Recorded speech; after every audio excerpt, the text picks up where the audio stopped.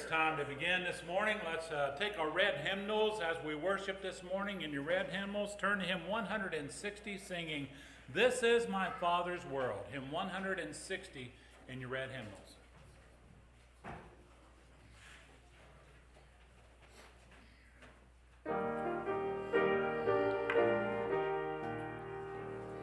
This is my Father's world, and to my listening ears all nature sings, and round me rings the music of the spheres.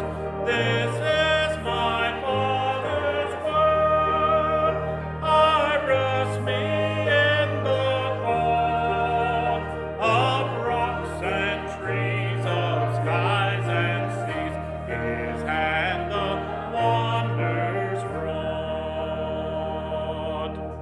This is my Father's world, the birds, the carols raise, the morning light, the lily white, declare their Maker's praise. This is my Father's world, he shines in all that's fair.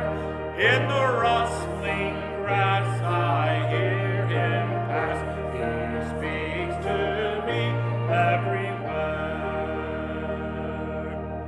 This is my Father's world, oh let me ne'er forget that though the wrong seems oft so strong, God is the ruler yet. This is my Father's world, the battle is not done.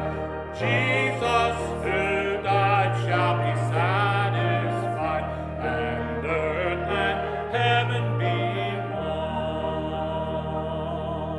Let's sing the one right next to it there on 159, Under His Wings.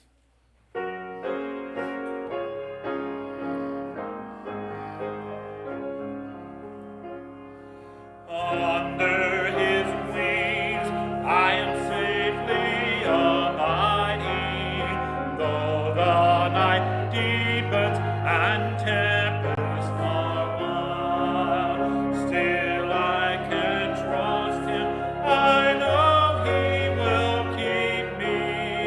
He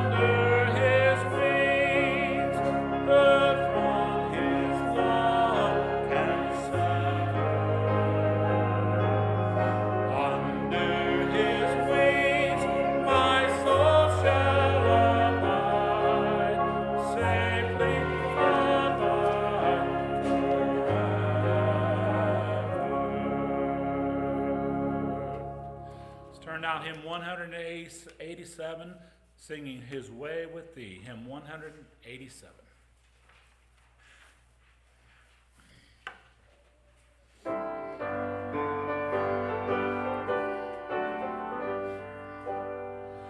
Would you live for Jesus and be always pure and good? Would you walk with him within the narrow road? Would you have him bear your burden, carry all your load? Let him have his way with thee. His power can make you what you want to be. His blood can cleanse your heart and make you free. His love can fill your soul and you will see. 'Twas best for him to have his way with thee. Would you have him make you free and follow at his call? Would you know the peace that comes by giving all? Would you have him save you so that you can never fall? Let him have his way with thee. His power can make you what you want to be. His blood can cleanse your heart and make you free. His love can fill your soul and you will see. 'Twas best for him to have his way with thee. Would you in his kingdom find a place of constant rest?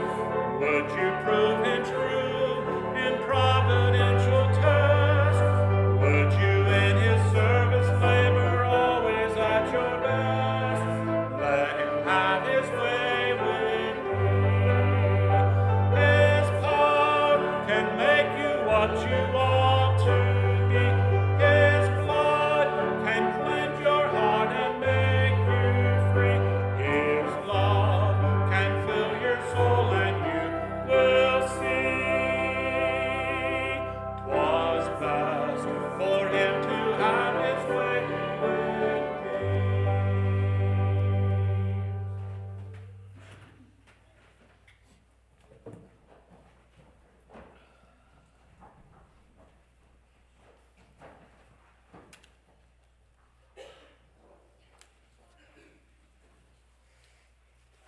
Good morning, everyone. In this morning's message, we will be looking at one of the most beloved Bible stories of all time. The story of Joseph, a faithful instrument in the hands of a loving, almighty God. Let's begin looking at Joseph's heritage and early childhood. Joseph was the great-grandson of Abraham, father of God's chosen nation of the Jewish people, which would be later known as the nation of Israel. Isaac was his grandfather, and Jacob was his father.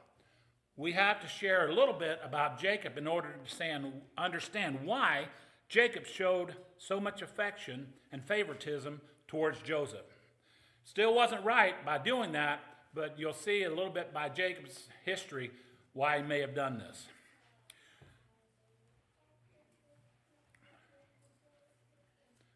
Joseph was born the 11th son of 12 children. When his father was a young man, he began working for his uncle, Laban, which was his grandmother Rebekah's brother.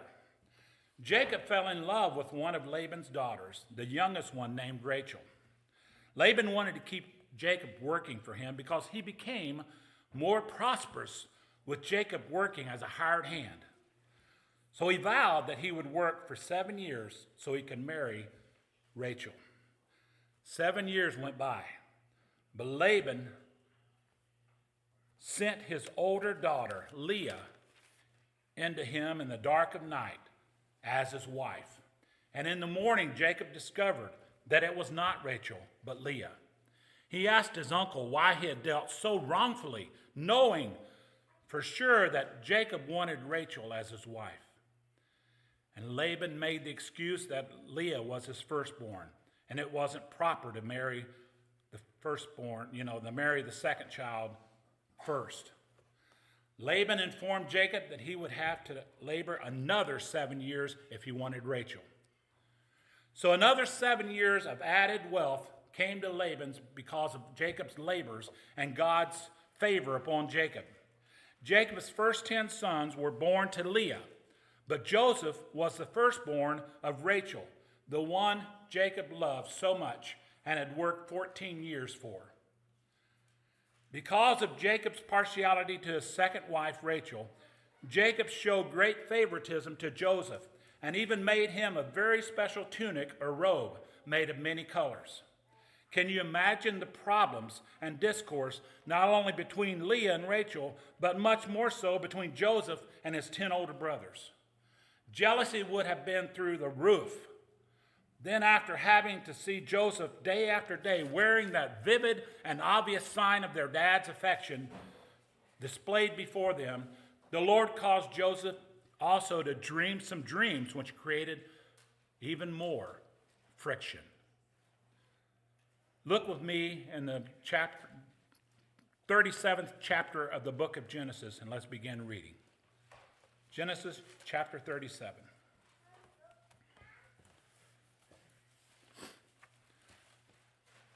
Now Jacob dwelt in the land where his father's was a stranger, in the land of Canaan. This is the history of Jacob. Joseph, being 17 years old, was feeding the flock with his brothers, and the lad was with the sons of Bilhah and the sons of Zilpah, his father's wives. And Joseph brought a bad report to them to his father. Now Israel loved Joseph more than all his children, because he was the son of his old age. Also he made him a tunic of many colors. But when his brothers saw that their father loved him more than all his brothers, they hated him and could not speak peaceably to him. Now Joseph had a dream, and he told his brothers, and they hated him even more. So he said to them, "Please hear this dream which I have dreamed. There we were, binding sheaves in the field. Then behold, my sheaf arose and stood upright. And indeed your sheaves stood all around and bowed down to my sheaf." And his brothers said to him, "Shall you indeed reign over us? Or shall you indeed have dominion over us?" So they hated him even more for his dreams and for his words. Then he dreamed still another dream and told it to his brothers and said, "Look, I have dreamed another dream. And this time the sun, the moon, and the 11 stars bowed down to me." So he told it to his father and his brothers. And his father rebuked him and said to him, "What is this dream that you have dreamed? Shall your mother and I and your brothers indeed come to bow down to the earth before you?" And his brothers envied him, but his father kept the matter in mind. Then his brothers went to feed their father's flocks in Shechem. And Israel said to Joseph, "Are not your brothers feeding the flock in Shechem? Come, I will send you to them." So he said to him, "Here I am." Then he said to him, "Please go and see it is well with your brothers and well with the flocks, and bring back word to me." So he sent him out of the valley of Hebron, and he went to Shechem. Now a certain man found him, and there he was, wandering in the field. And the man asked him, saying, "What are you seeking?" So he said, "I am seeking my brothers. Please tell me where they are feeding their flocks." And the man said, "They have departed from here, for I heard them say, 'Let us go to Dothan.'" So Joseph went after his brothers and found them in Dothan. Now when they saw him far off, even before he came near, they conspired against him to kill him. Then they said to one another, "Look, this dreamer is coming. Come, therefore, let us now kill him and cast him into some pit, and we shall say, 'Some wild beast has devoured him.' We shall see what will become of his dreams." But Reuben heard it, and he delivered out of their hands and said, "Let us not kill him." And Reuben said to them, "Shed no blood, but cast him into this pit, which is in the wilderness, and do not lay a hand on him, that he might deliver him out of their hands and bring him back to his father." So it came to pass, when Joseph had come to his brothers, that they stripped Joseph of his tunic, the tunic of many colors that was laid on him. Then they took him and cast him into a pit, and the pit was empty. There was no water in it. And they sat down to eat a meal. Then they lifted up their eyes and looked, and there was a company of Ishmaelites coming from Gilead with their camels, bearing spices, balm, and myrrh, on their way to carry them down to Egypt. So Judah said to his brothers, "What profit is there if we kill our brother and conceal his blood? Come, and let us sell him to the Ishmaelites, and let not our hand be upon him, for he is our brother and our flesh." And his brothers listened. Then Midianite traders passed by. So the brothers pulled Joseph up and lifted him out of the pit and sold him to the Ishmaelites for 20 shekels of silver, and they took Joseph to Egypt. Then Reuben returned to the pit, and indeed Joseph was not in the pit, and he tore his clothes. And he returned to his brothers and said, "The lad is no more, and where shall I go?" So they took Joseph's tunic, killed a kid of the goats, and dipped the tunic in the blood. Then they sent the tunic of many colors, and they brought it to their father and said, "We have found this. Do you know whether it is your son's tunic or not?" And he recognized it and said, "It is my son's tunic. A wild beast has devoured him. Without doubt, Joseph is torn to pieces." Then Jacob tore his clothes, put on sackcloth on his waist, and mourned for his son many days. And all his sons and all his daughters arose to comfort him. But he refused to be comforted, and he said, "For I shall go down into my grave to my son in the morning." Thus his father wept for him. Now the Midianites had sold him in Egypt to Potiphar, an officer of Pharaoh and captain of the guard. Jacob's favoritism in God's providential dreams was what led Joseph to be full of pride and boastfulness. Now, God did not cause Jacob to be boastful because of the dreams. Jacob could have kept them to himself. But out of pride and boastfulness, he shared them with his family. The story continues after Joseph is then sold by his brothers to the Ishmaelites, and then later on to Potiphar in the land of Egypt. The story continues in chapter 39. Let's begin in chapter 39. Now Joseph had been taken down to Egypt, and Potiphar, an officer of the Pharaoh, captain of the guard, an Egyptian, bought him from the Ishmaelites who had taken him down there. The Lord was with Joseph, and he was a successful man, and he was in the house of his master, the Egyptian. And his master saw that the Lord was with him, and the Lord made all he did to prosper in his hand. So Joseph found favor in his sight and served him. Then he made him overseer of his house and all that he had put under his authority. So it was from that time that he made him overseer of the house and all that he had, that the Lord blessed the Egyptian's house for Joseph's sake. And the blessings of the Lord was on all that he had in the house and in the field. Thus he left all that he had in Joseph's hand, and he did not know what he had except for the bread which he ate. Now Joseph was handsome in form and appearance.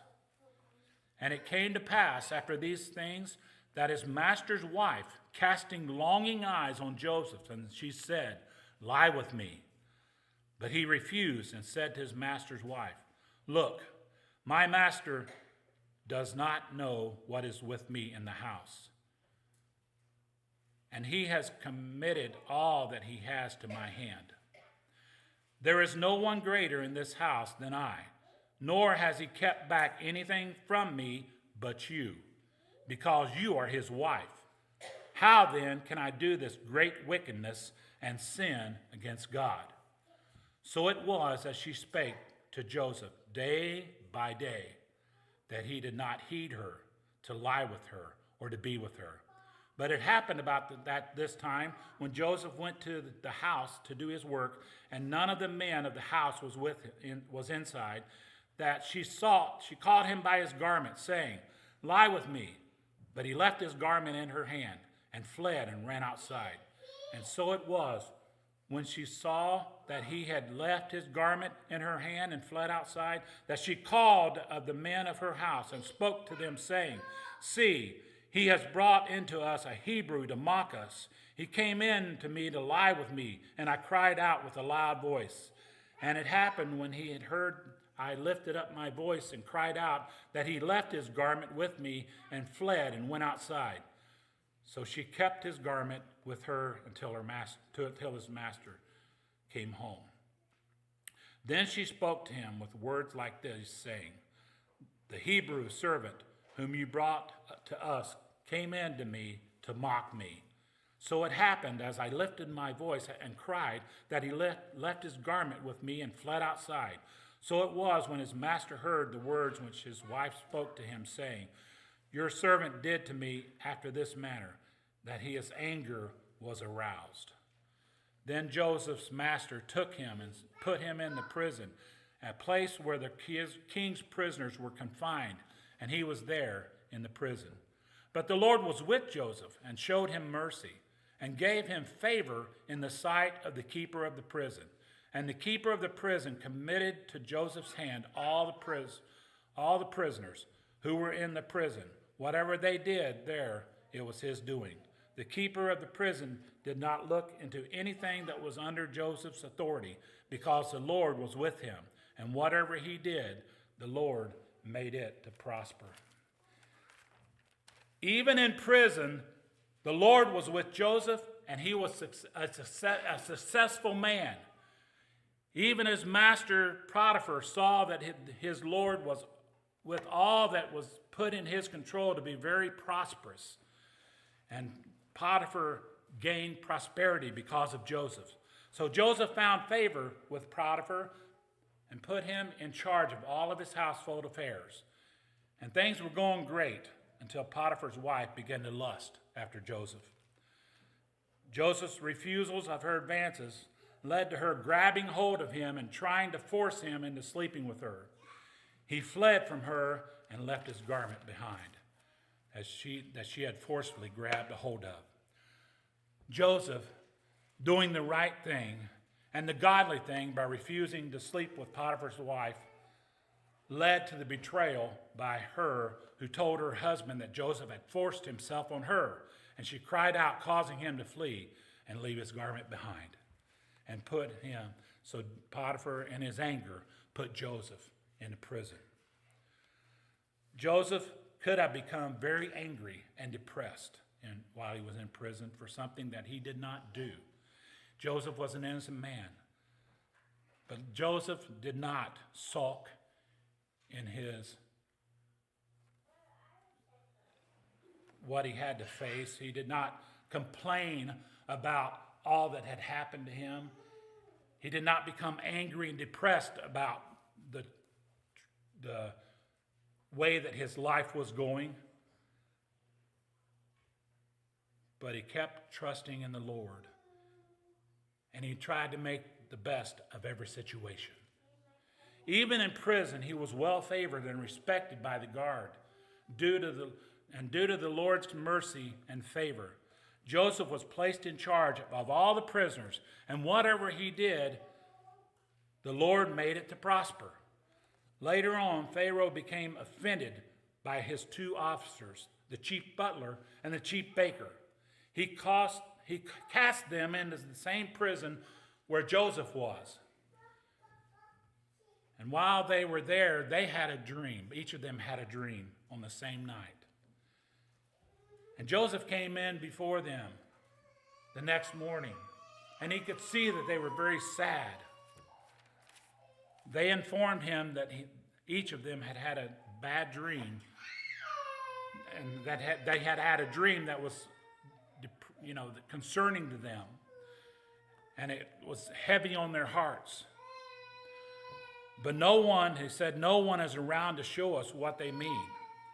Joseph informed him that interpretations of dreams belong to God, and asked them to share their dreams with him as they did. Let's read now Genesis chapter 40, beginning in verse 9. Genesis chapter 40 and verse 9. Then the chief butler told his dream to Joseph and said to him, Behold, in my dream a vine was before me, and in the vine were 3 branches. It was as though it budded, its blossoms shot forth, and its clusters brought forth ripe grapes. Then Pharaoh's cup was in my hand, and I took the grapes and pressed them into Pharaoh's cup, and placed the cup in Pharaoh's hands. And Joseph said to him, This is the interpretation of it. 3 branches are 3 days. Now within 3 days, Pharaoh will lift up your head and restore it to power, restore you to your place. And you will put Pharaoh's cup in his hand according to the former manner when you were his butler. But remember me when it is well with you, and please show kindness to me, make mention of me to Pharaoh, and get me out of this house. For indeed I was stolen away from the land of the Hebrews. Also, I have done nothing here that I should be put into this dungeon.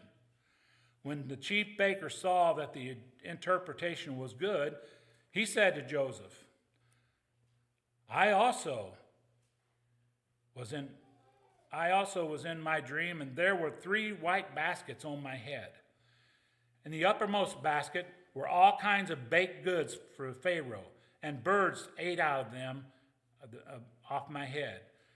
So Joseph answered and said, This is the interpretation of it. The 3 baskets are 3 days. Within 3 days, Pharaoh will lift off your head from you and hang you on a tree, and the birds will eat your flesh from you. Now it came to pass on the day which Pharaoh's birthday that he made a feast for all his servants. We'll stop in verse 23 at the end of the chapter. He made a feast for all his servants. He lifted up the head of the chief butler and the chief baker among his servants. Then he restored the chief butler to his butlership again, and he placed the cup in Pharaoh's hand. But he hanged the chief baker as Joseph had interpreted to them. Yet the chief butler did not remember Joseph, but forgot him. Then after 2 more years, Pharaoh is greatly disturbed by 2 dreams that he had during the night. The next morning, he called for all the magicians of Egypt and all the wise men together to try to interpret his dreams. But they could not. The chief butler then remembered Joseph and told Pharaoh that when you had cast us into prison, there was a Hebrew man there named Joseph who interpreted our dreams, and they came to pass just as he said they would. Pharaoh calls for Joseph to be cleaned up and brought before him. Joseph assured Pharaoh that it was not him himself, and it was not in himself to have the ability to interpret dreams, but God, his God, can answer and give you peace. And he can interpret your dreams. God gives Joseph interpretation of Pharaoh's dreams, which is recorded in Genesis chapter 41. Let's look at verses 25 through 46. Genesis chapter 41, beginning in verse 25. Then Joseph said to Pharaoh, The dreams of Pharaoh are one. God has shown Pharaoh what he is about to do. The 7 good cows are 7 years. The 7 good heads are 7 years. The dreams are 1. And the 7 thin and ugly cows which came up after them are 7 years. And the 7 empty heads blighted by the east wind are 7 years of famine. This is the thing which I have spoken to Pharaoh. God has shown to Pharaoh what he is about to do. Indeed, 7 years of great plenty will come throughout all the land of Egypt. But after them, 7 years of famine will arise, and the plenty will be forgotten in the land of Egypt, and the famine will deplete the land. So the plenty will not be known in the land because of the famine following, for it will be very severe.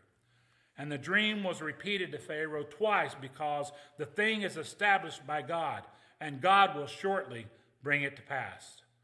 Now, therefore, let Pharaoh select a discerning and wise man and set him over the land of Egypt.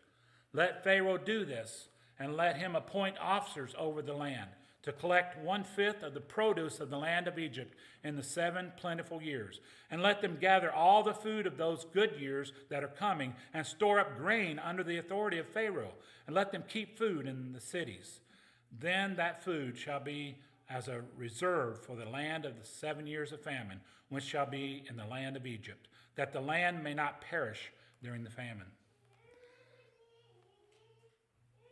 So the advice was good in the eyes of Pharaoh and in the eyes of all his servants. And Pharaoh said to his servants, "Can we find such a one as this, a man in whom the Spirit of God?"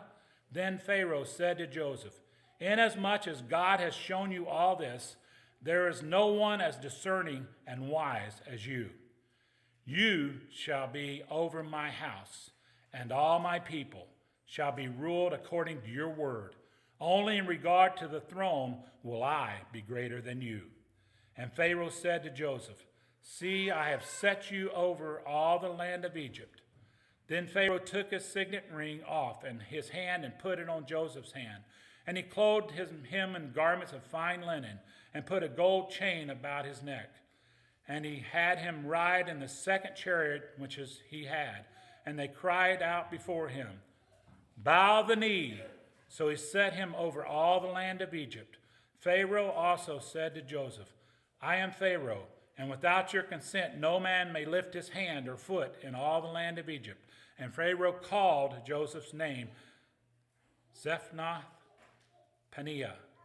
And he gave him as a wife Asenath, the daughter of Potiphar, priest of On. So Joseph went out over all the land of Egypt. Joseph was 30 years old when he stood before Pharaoh, the king of Egypt. And Joseph went out from the presence of Pharaoh and went throughout all the land of Egypt. Joseph had been sold into slavery at the early age of 17 as a young man.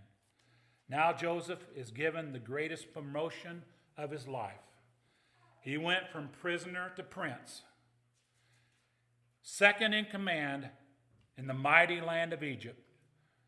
Joseph was given the name Zephnath-Paneah, which means interpreter of dreams.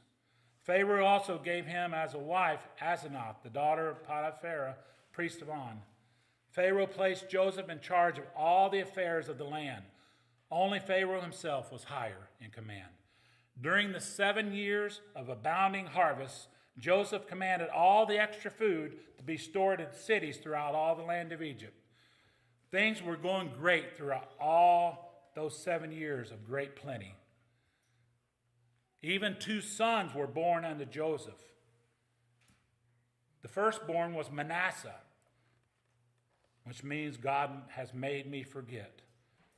Perhaps the hardships of being sold into slavery and the years in prison on a false charge. His second son was named Ephraim, which means blessed or blessed twice with children. God made Joseph very fruitful in the land of Egypt. Through all the things Joseph went through, it's clear to see that God was working things out for his good and for the glory and honor of the Lord. Same with believers today. Romans 8:28 proclaims his truth. And it says, "And we know that all things work together for good to those who love God, to those who are called according to his purpose." Joseph used the knowledge and wisdom of the Lord to handle the 7 years of famine also. The people of Egypt began to cry to Pharaoh for bread, and he told them to go to Joseph, and whatever he says, do it. Egypt and all the countries came to Joseph to buy food because of the severity of the famine. And they bought the food, and the food was brought into the house of Pharaoh. And the money from the food was brought in the house of Pharaoh. One of Joseph's dreams that he had just before his brothers sold him into slavery is fulfilled in Genesis chapter 42. Let's continue now with the story of Joseph in chapter 42 and 43 of Genesis. Genesis 42. When Jacob saw that there was grain in Egypt, Jacob said to his sons, "Why do you look one to another?" And he said, "Indeed, I have heard that there is grain in Egypt. Go down to that place and buy it for us there, that we may live and not die." So Joseph's 10 brothers went down to buy grain in Egypt. But Jacob did not send Joseph's brothers, Benjamin, with him, with his brothers, for he said, "Lest some calamity befall him." And the sons of Israel went to buy grain among those who journeyed, for the famine was in the land of Canaan. Now Joseph was governor over the land, and it was he who sold to all the people of the land. And Joseph's brothers came and bowed down before him with their faces to the earth. Here's one of the dreams fulfilled. His brothers come, and they bow down to him with their faces upon the earth. Joseph saw his brothers and he recognized them, but he acted as a stranger to them and spoke roughly to them. Then he said to them, "Where do you come from?" And they said, "From the land of Canaan, to buy food." So Joseph recognized his brothers, but they did not recognize him. Then Joseph remembered the dreams which he had dreamed about them, and said to them, "You are spies. You have come to see the nakedness of the land." And they said to him, "No, my lord, but your servants have come to buy food. We are all one man's sons. We are honest men. Your servants are not spies." But he said to them, "No, but you have come to see the nakedness of the land." And they said, "Your servants are 12 brothers, the sons of one man in the land of Canaan. And in fact, the youngest is with our father today, and one is no more." But Joseph said to them, "It is as I spoke to you, saying, you are spies. In this manner you shall be tested by the life of Pharaoh. You shall not leave this place unless your youngest brother comes here. Send one of you and let him bring your brother, and you shall be kept in prison, that your words may be tested to see whether there is any truth in you. Or else, by the life of Pharaoh, surely you are spies." So he put them all together in prison 3 days. Then Joseph said to them on the 3rd day, "Do this and live, for I fear God. If you are honest men, let one of your brothers be confined to your prison house, but you go and carry grain for the famine of your houses. And bring your youngest brother to me, so your words will be verified, and you shall not die." And they did so. Then they said one to another, "We are truly guilty concerning our brother, for we saw the anguish of his soul when he pleaded with us, and we would not hear him. Therefore this distress has come upon us." And Reuben answered them, saying, "Did I not speak to you, saying, do not sin against the boy? And you would not listen. Therefore, behold, his blood is now required of us." But they did not know that Joseph understood them, for he spoke to them through an interpreter. And he turned himself away from them and wept. Then he returned them again and talked with them. And he took Simeon from them and bound him before their eyes. Then Joseph gave a command to fill their sacks with grain, to restore every man's money his sack, and to give them provisions for the journey. Thus he did for them. And they loaded their donkeys with grain and departed from there.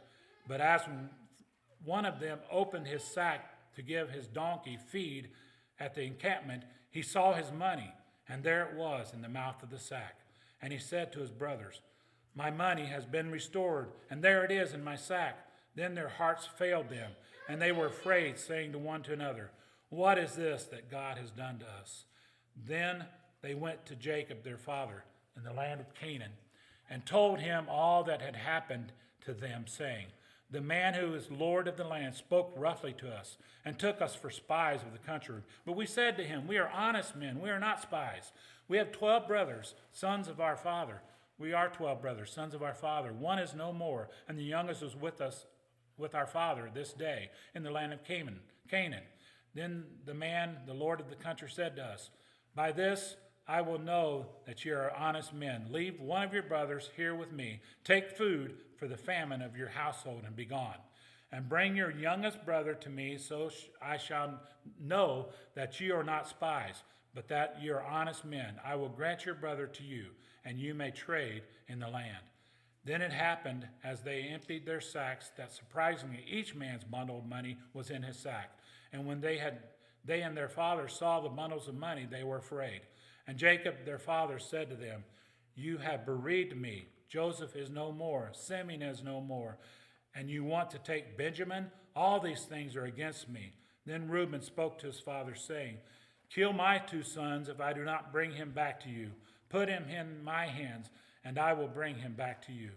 But he said, "My son shall not go down with you, for his brother is dead, and he is left alone. If any calamity should befall him along the way in which you go, then you would bring down my gray hair with sorrow to the grave." Now the famine was severe in the land, and it came to pass when they had eaten the grain which they brought him in Egypt, that their father said to them, "Go back, buy us a little food. Buy us a little food." But Judah spoke to them, saying, "But the man solemnly warned us, saying, 'You shall not see my face until your brother is with you. If you send our brother with us, we will go down and buy you food. But if you will not send him, we will not go down. For the man said to us, "You shall not see my face unless your brother is with you." And Israel said, "Why do you deal so wrongfully with me as to tell the man whether you had still another brother?" But they said, "The man asked us pointedly about ourselves and our families, saying, 'Is your father still alive? Have you another brother?' And we told him according to these words. Could we possibly have known that he would say, 'Bring your brother down'?" Then Judah said to Israel his father, "Send the lad with me, and we will arise and go, that we may live and not die, both we and you, and also our little ones.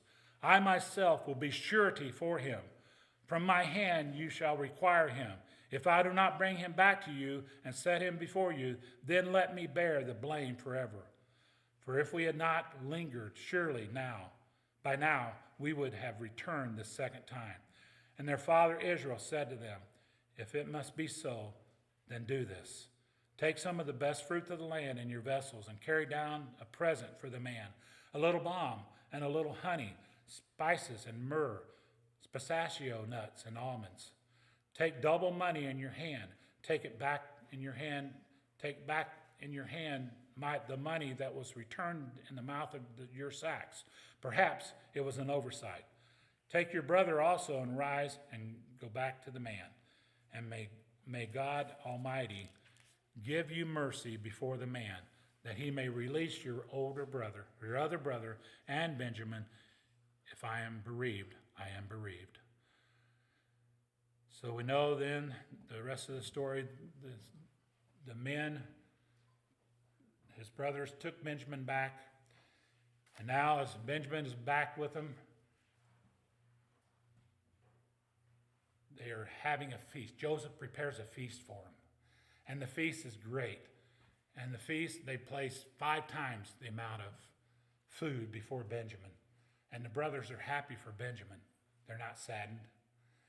And Joseph is testing his brothers. He's testing them to see if they are going to betray Benjamin. So he puts up this test. After the feast, he takes his cup. He gives them all the food that they need. He puts them in a grain sacks, and he puts his gold cup in Benjamin's sack. And after they left, he tells his guard to overtake them. He tells the guards to overtake those 11 brothers. And they do so, and Benjamin's sack is where the silver cup is found. And now they have to take all the brothers back to Joseph again. And Joseph tells them, "What have you done to me?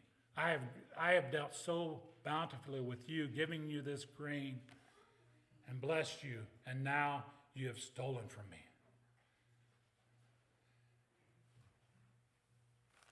And he threatened to cast Benjamin and all of them in prison. But Judah speaks out on Benjamin's behalf. Judah declares to Joseph that he told his father that he was surety for the lad. He had sworn to his father, if I do not bring him back to you, then I shall bear the blame before my father forever. Judah pleads for Joseph and to Joseph to take him as a slave instead of Benjamin. Take me, but not Benjamin. If you take Benjamin, it will break my father's heart. And at this time, Joseph asked everyone to leave, except for his 11 brothers. Joseph, for the first time, speaks in their Hebrew tongue so that they can understand. As before, he had used an interpreter, but now he says, for the first time, in Hebrew tongue. Let's look at, and we don't have to turn there, but in Genesis chapter 45, Joseph said to his brothers, I am Joseph. Does my father still live? I'm sure his brothers were left in shock and possibly total fear of what's going to happen next. But it becomes a joyous reunion because Joseph had forgiven his brothers a long time ago for the deeds that they had done to him. Joseph, I'm sure, had already forgiven Potiphar's wife for what she had done to him. And there's a joyous reunion between Joseph and his brothers. Joseph assures them that all is well because of the goodness of God. Pharaoh's blessings are also poured out upon Joseph's family in abundance. In Genesis chapter 46 and verse 3, we see God's promise to Jacob in a night vision. Jacob, while he's back in Canaan, he sees this vision. I am God, the God of your father. Do not fear to go down to Egypt, for I will make you a great nation there. Jacob was 130 years old when he left Hebron for Egypt. In Genesis 46:34, Joseph instructs his brothers to tell Pharaoh that they are shepherds so that they would be kept apart from the Egyptians. When they all went back to Egypt, they went back and got their father. They came back to Egypt. All was well, and they were going to be placed in a great land, the land of Goshen. And Joseph instructs them to tell Pharaoh that they are shepherds, so that they would not be kept, so that they would be kept apart from Egyptians, so that as to not be tempted to intermarry with the Egyptians. Joseph continually provides for his father's household according to the number in their families, which was at the time 66, plus the four that's in Egypt, and all the livestock. Joseph also continued to be enriched. He enriched the household of Pharaoh by bringing the money for that people of all the nations paid for food to survive the 7 years of famine in the house, in Pharaoh's house and in all the land of Egypt. When their money ran out, the people then had to sell what? They had to sell their lands. So all that money that they sold their lands for, and their lands now, is brought to Pharaoh. Joseph declares in Genesis 47:27, so Israel dwelled in the land of Egypt, in the country of Goshen, and they had possessions there and grew and multiplied exceedingly. Jacob lived yet another 17 years in Egypt, and before he died at the age of 147, he requested Joseph to carry his body where his fathers were buried in the land of Canaan. Jacob's blessings upon Joseph, his two sons, found in Genesis chapter 48. And he blessed his two sons. His two sons' names, Joseph. Joseph's two sons' names were Ephraim. Manasseh was the firstborn, and then Ephraim. But the way that Jacob blessed them, Joseph had put his hand on Jacob's right hand on Manasseh and his left hand on Ephraim. But Jacob knew what he was doing by God's plan. And he removed his right hand from Manasseh and put it on Ephraim and his left hand on Manasseh. And he told Joseph, that Manasseh would be a great people, but Ephraim would be a greater people and greatly blessed.